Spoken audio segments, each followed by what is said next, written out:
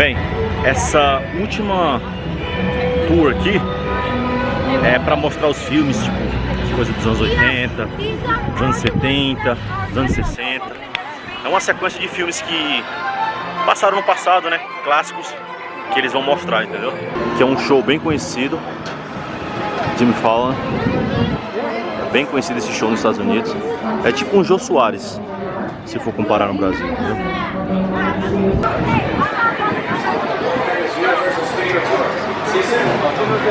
Explicando o Universal Studios, o conceito deles.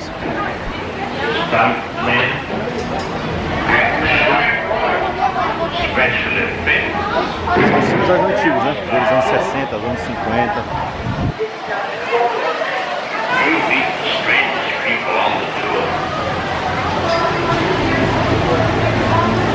Rule number 4, be prepared. Our tour today features loud noises, fire effects, sudden tram movements, and many water effects. You'll want to have your cameras out for great photo opportunities, but keep an eye on them so they don't get wet. Finally, for your safety and for the safety of those around you, again, please do not use selfie sticks while you are on board. Universal got started back in 1912 when our founder, visionary Carl Laemmle, brought his movie company west and opened Universal Pictures. On March 15th, 1915, Mr. Laemmle invited the public to visit his studio, and the Universal Studios tour was born. The 1914 silent epic Damon and Pythias, represented by this first poster coming up here on the right. Yeah, that was the first feature shot here on the Universal lot. It's one of the first posters here on our movie poster timeline, which covers our history from the silent era all the way up into the 21st century with some of our most recent blockbusters. Also, most of our Academy Award-winning Best Pictures are represented here, including the very first 1930s All Quiet on the Western Front, all the way up to the most recent 2018's Green Book with Mahershala Ali and Viggo Mortensen. The timeline is taking us on to our front lot, the heart of the studio, which is home to most of our 28 sound stages. Inside these buildings, we can create any environment that the story demands or that the script calls for. We can even use a sound stage for a television show that maybe doesn't even have much of a script or story, such as a non-scripted or reality series. In fact, the front lot is home to Stage 1, where Kelly Clarkson tapes her daytime talk show, The Kelly Clarkson Show, that airs weekdays on NBC. You can check your local listings to find out when to catch Kelly Clarkson. Kelly is also one of the coaches on the reality series The Voice, along with Blake Shelton, John Legend, and Nick Jonas. And The Voice, for quite a while, was taping inside Stage 12, coming up ahead of us here. Stage 12, the largest one on the Universal lot, is currently undergoing some upgrades to make sure that it's structurally sound. We've got some stuff happening here on the front lot where it's in a metamorphosis, a transition. Stage 12 is where all the following sequences were shot.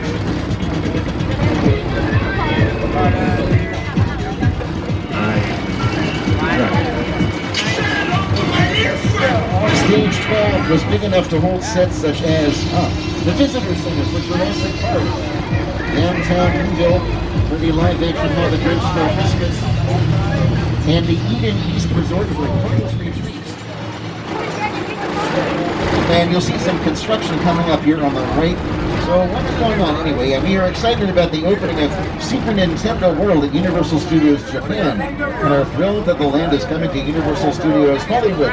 We look forward to sharing more information about Super Nintendo World's development at our theme park in the future.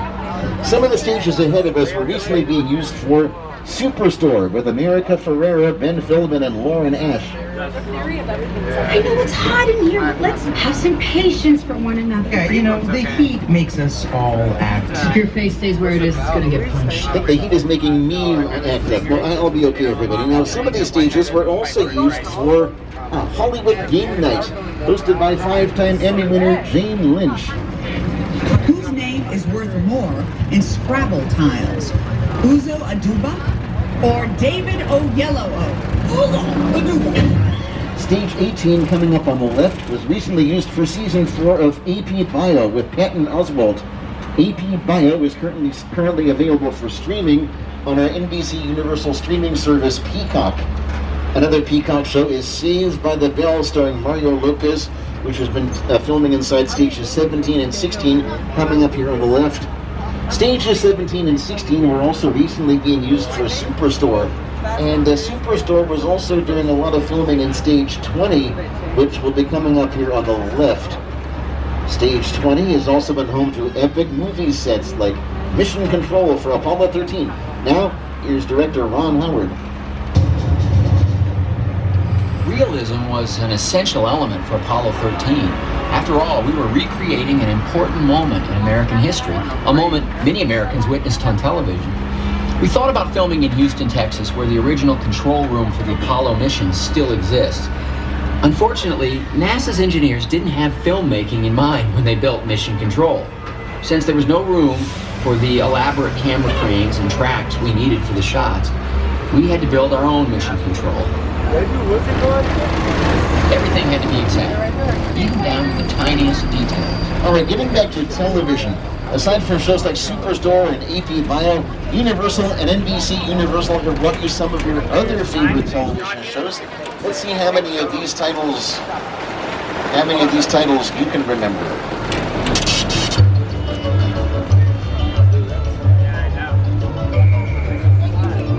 Many of these shows filmed in some of these sound stages coming up here on the right. And they still do use these stages. In fact, some of the stages coming up on the right are currently used for Good Girls with Christina Hendricks, Retta, and Mae Whitman.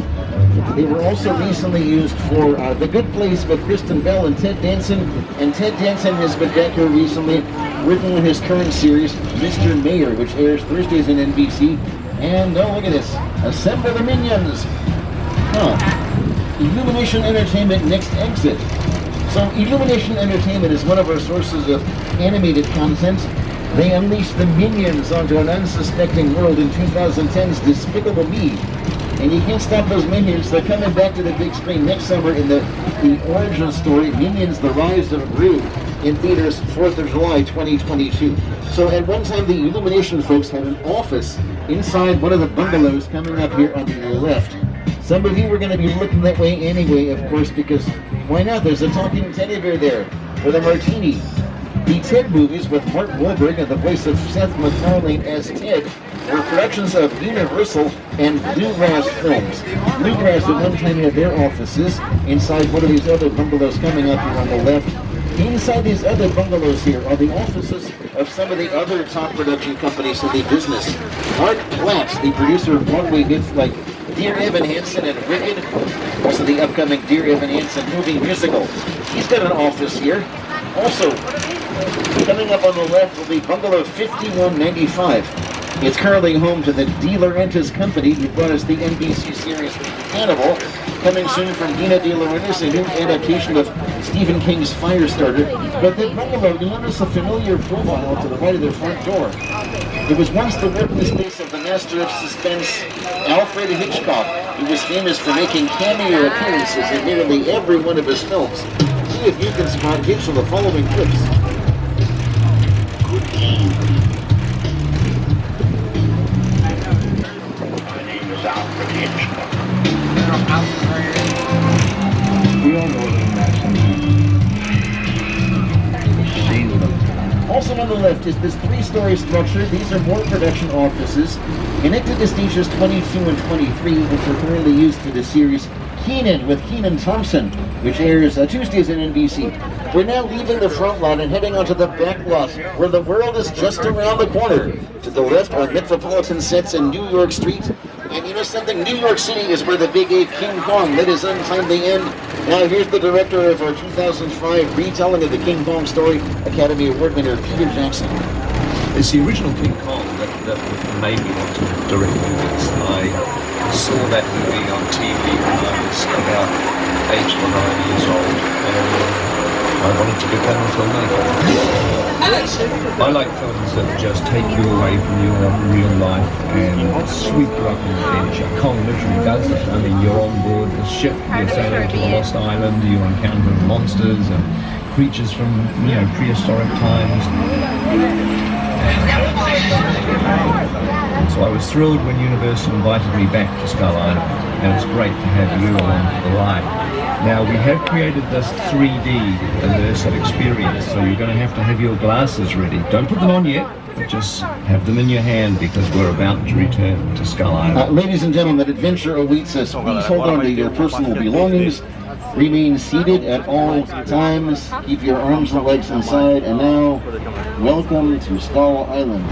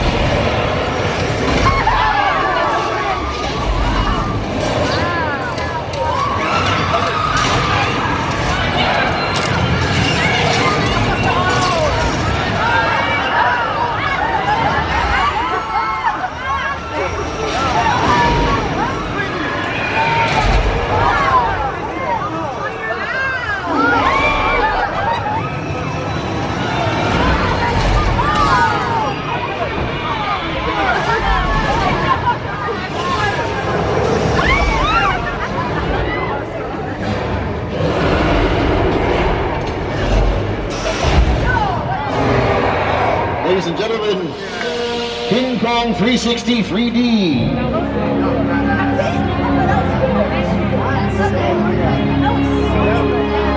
King Kong 360 3D, one of the world's largest and most intense 3D experiences. That epic battle was projected onto two of the world's largest digital 3D screens, standing over 40 feet tall and 180 feet long. And it utilizes some of the most advanced technology in filmmaking today. The film was designed by Peter Jackson and the Oscar-winning team at Weta Digital. In fact, the filmmakers at Weta also worked on the 2005 King Kong feature film and other films like Avatar and the Lord of the Rings and Hobbit trilogies for Peter Jackson. And now they're returning to the planet Pandora with Academy Award winner James Cameron. They're putting the finishing touches on the upcoming 4 sequels to Avatar. Everybody hang on to the glasses. We'll be using them one more time on the tour. And coming up on the left here again are those metropolitan sets in New York Street. So sometimes we'll place obstacle courses along the middle of New York Street for various rounds, and that reality series American Ninja Warrior. Some of the sets also appear in Rutherford Falls, and some of them even became Chicago for the Blues Brothers. Speaking of which, the Blues Brothers, remember the Bluesmobile? Taking over its car? Yeah, the Bluesmobile is an example of what would be referred to in the business as a picture car.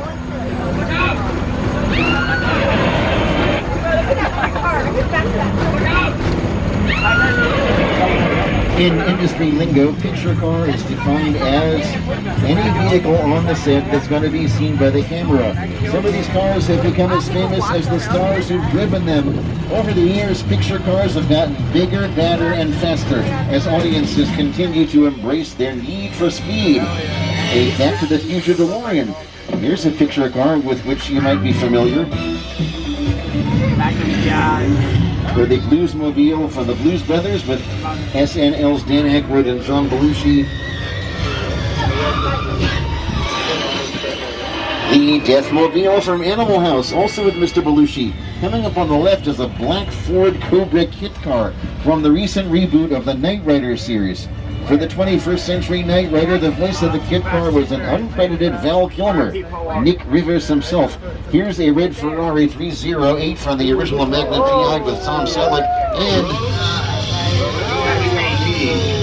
some Back to the Future vehicles, including some from 2015, is seen in 1989's Back to the Future Part 2, and from the future, it's off to the distant past with these Stone Age vehicles from 1994's The Flintstones. Here's some Fast and Furious street racers, some Jurassic vehicles, including a gyrosphere from Jurassic World, directed by Colin Trevorrow. And here's some military vehicles from the Transformers movie. Before there were the Jurassic World movies, there was Steven Spielberg's Jurassic Park trilogy. Welcome to Jurassic Park.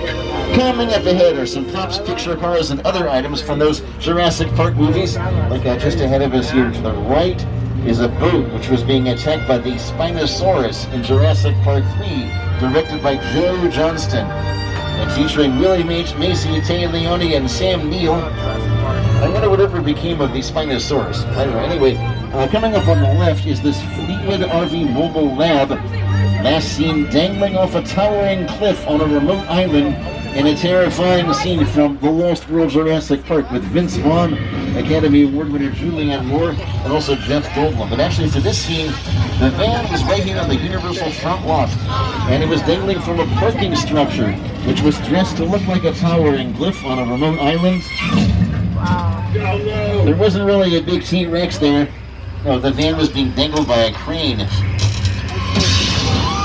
Yeah, we went to every T-Rex in town and we said, you want to be in a Jurassic movie? They all said no. I bet they're happy now. Oh, look out, folks. We're under attack by a pack of angry, spitting Dilophosaurs. I was asking... Oh, you're getting ready to get wet. We're on the left.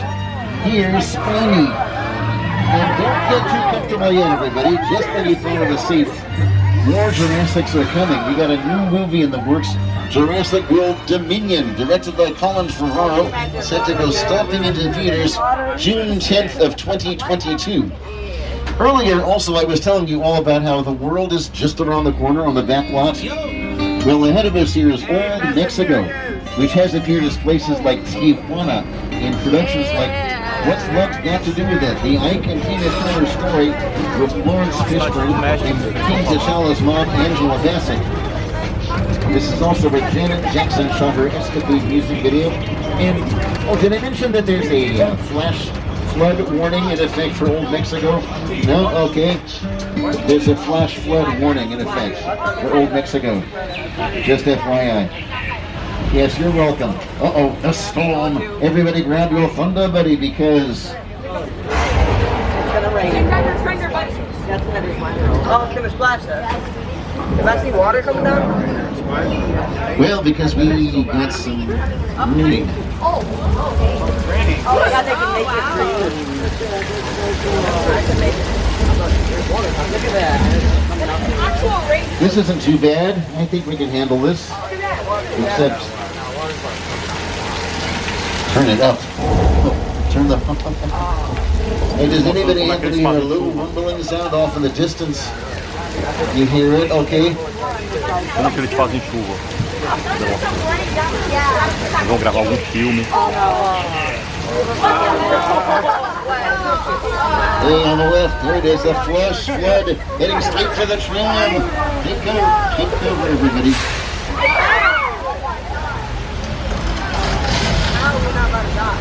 All right, I was playing a trick on you back there. The rain is coming from a set of sprinklers above the tram. The flooding is the result of thousands of gallons of recycled water coming from tanks at the top of the hill. I didn't want my first to go. I'm about to go jumping. And here's the flooding effect in Big Fat Liar with Frankie Muniz, Amanda Bynes, and Paul Giamatti. And these old Mexico sets also appear